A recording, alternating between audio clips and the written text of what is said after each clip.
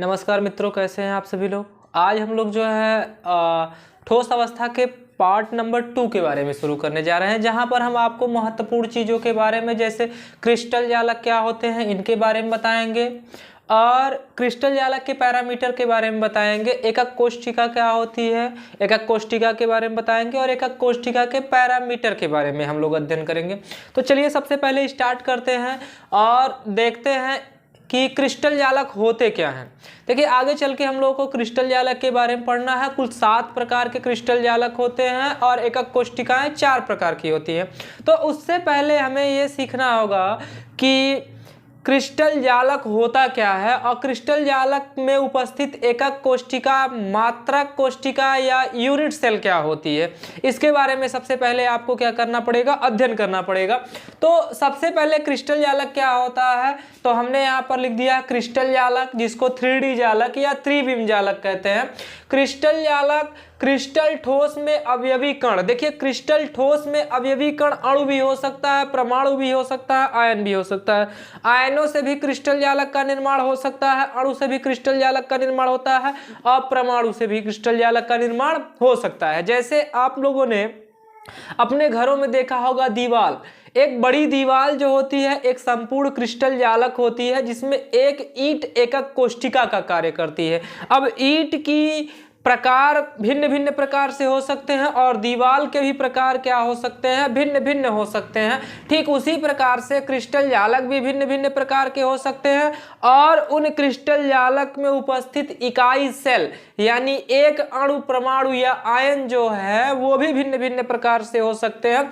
इस प्रकार से अगर हम देखें तो क्रिस्टल जालक कुल 7 प्रकार के होते हैं और एकक कोष्ठिकाएं कुल 4 प्रकार की होती हैं। आगे चल के हम लोगों को एकक कोष्ठिका के बारे में अध्ययन करना है, एकक कोष्ठिका के अवयवी कणों के बारे में अध्ययन करना है और एकक कोष्ठिकाओं के संकुलन क्षमता के बारे में अध्ययन करना है, जो परीक्षा के दृष्टिकोण से बहुत ही महत्वपूर्ण बिंदु है। तो देखिए हमने लिखा है कि क्रिस्टल जालक या त्रिविम जालक या 3D जालक क्रिस्टल ठोस में अवयवी कणों, अणु, परमाणु या आयनों को एक निश्चित व्यवस्था में रखने पर क्रिस्टल जालक प्राप्त होता है।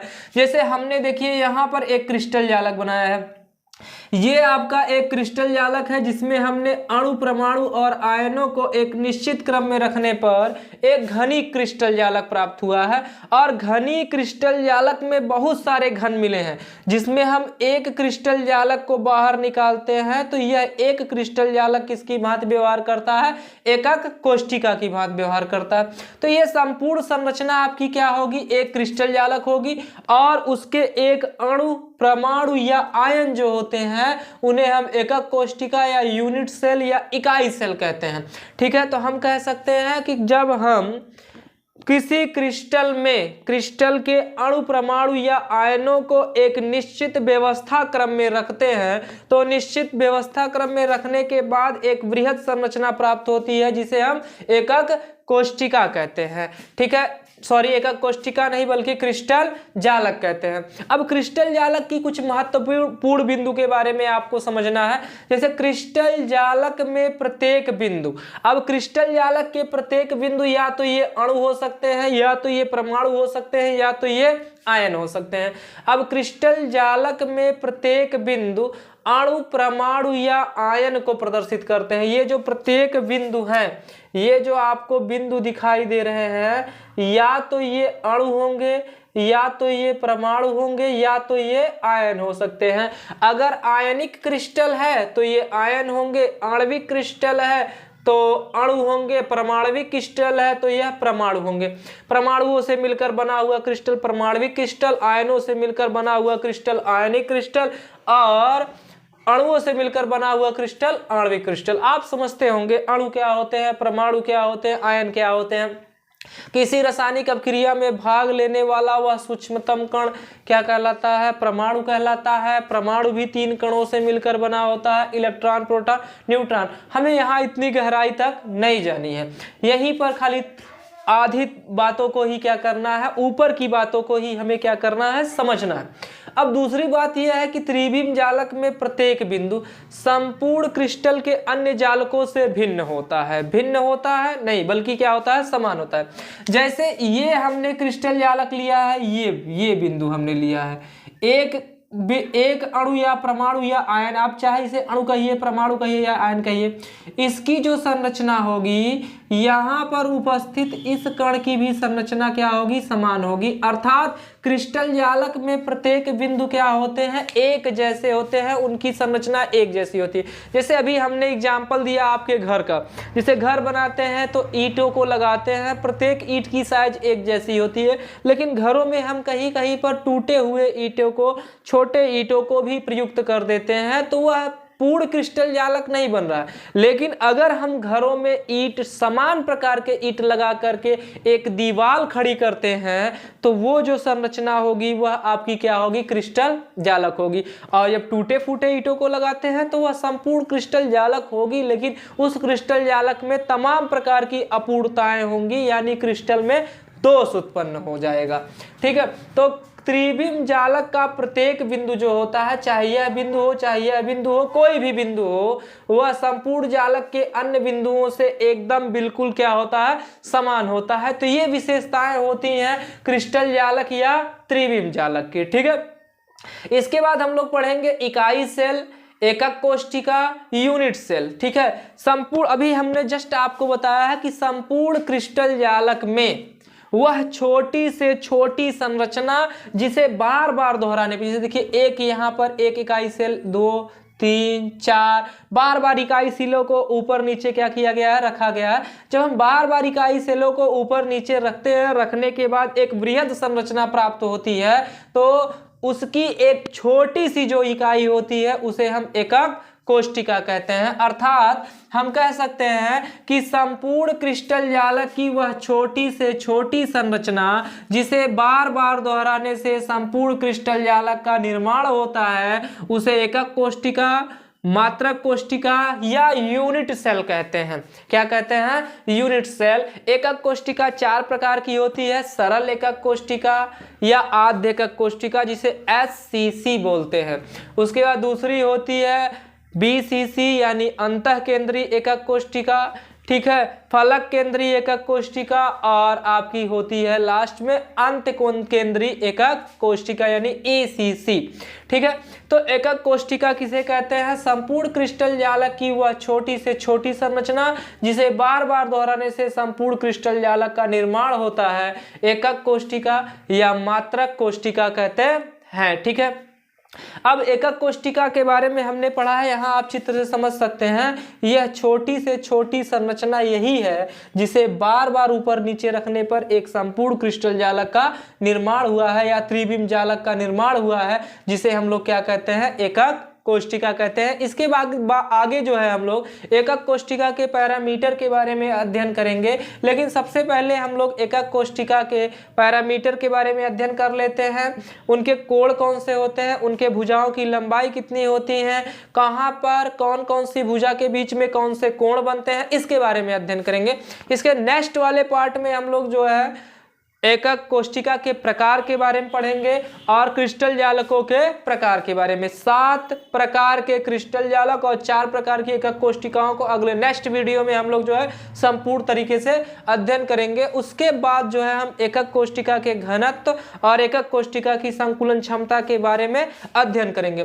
तो ये है आपकी एक एकक कोष्ठिका, यही एक सेल है, हमने यहाँ पर इसे क्या किया है, बना दिया।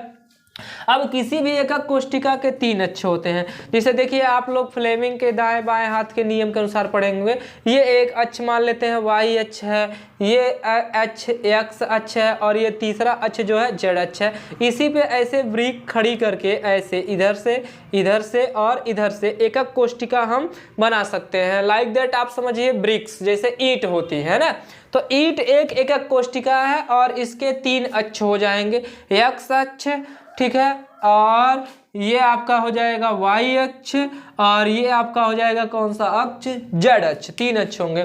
तो एकक कोष्ठिका में 3 अक्ष होते हैं, जिसमें x अक्ष के भुजा की लंबाई को हमने डिनोट किया है a से, वाई अक्ष में भुजा की लंबाई को हमने डिनोट किया है किससे, बी से, और जेड अक्ष में भुजा की लंबाई को हमने डिनोट किया है सी से।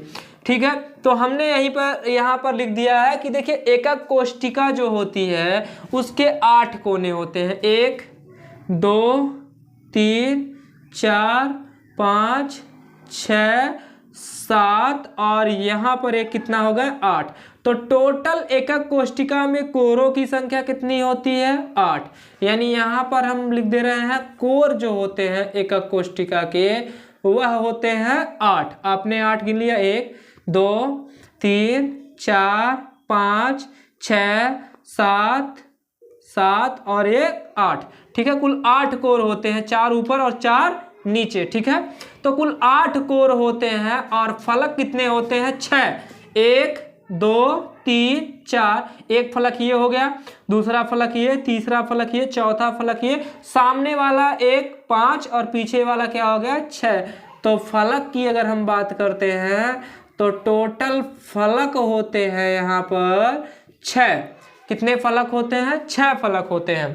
कोर 3 होते हैं और 3 कोरों के मध्य में 3 कोण बनते हैं। ठीक है, जिनके बारे में हमने यहाँ पर पढ़ा है। प्रत्येक एकक कोष्टिका में 8 कोने, हमने 8 कोनों के बारे में यहाँ पे बताया, एवं 3 कोर के मध्य 3 कोण उपस्थित होते हैं। जैसे देखिए 3 कोर, एक कोर इधर का और एक कोर इधर का, इनके बीच बना कोण ये है अल्फा, यहाँ पर बना कोण बीटा और यहाँ पर बना कोण गामा है। तो 3 कोर है, 3 कोरों के बीच में 3 कोण बने हैं अल्फा, बीटा और गामा।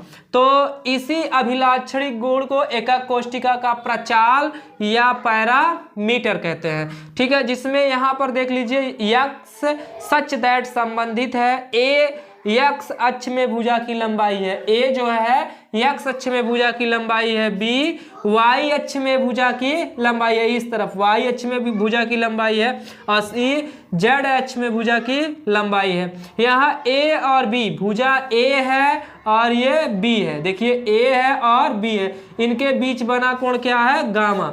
ए और बी के बीच बना कोण गामा है। यहाँ ए और बी के बीच बना कोण गामा है। बी और सी, देखिए बी है और सी है, इनके बीच बना कोण क्या है अल्फा है। ठीक है, और ए और सी के बीच बना कोण क्या है बीटा है। ठीक है, तो ये 3 प्रकार के कोणों के बारे में है। ये हो गया संपूर्ण एकक कोष्टिका का पैरामीटर। तो आज हमने जो है पढ़ा है एकक त्रिविम जालक क्या होते हैं, जिसे 3D जालक बोलते हैं। एकक कोष्टिका क्या होती है, एकक कोष्टिकाएं कितने प्रकार की होती है, हमने बताया 4 प्रकार की होती है। ठीक है, BCC, SCC, FCC, ECC। आद्य या सरल एकक कोष्टिका, अंतः केंद्रीय एकक कोष्टिका, फलक केंद्रीय एकक कोष्टिका और अंत्य केंद्रीय एकक कोष्टिका। एकक कोष्टिका के कुल 8 कोर, 6 फलक, 3 कोरे होते हैं और तीनों कोरों के बीच में कुल 3 कोण होते हैं अल्फा, बीटा और गामा। एकक कोष्टिका की 3 भुजाएं होती है, लंबाई, चौड़ाई और ऊंचाई। लंबाई को A से दिखाया, चौड़ाई को B से दिखाया और ऊंचाई को C से दिखाया, और इनके बीच बने कोण 3 प्रकार के होते हैं अल्फा, बीटा और गामा, तथा तीनों कोणों का योग 360 डिग्री होता है। यानी अगर आप कहें तो alpha plus beta plus gamma और तीनों कोणों का योग जो है कितना होगा 360 डिग्री। और अगर आपको ये वीडियो अच्छा लगता है तो लाइक कीजिए, कमेंट कीजिए, और आप चैनल पे नए हैं तो प्लीज़ सब्सक्राइब जरूर कर लीजिए। आज के लिए बस इतना ही, धन्यवाद।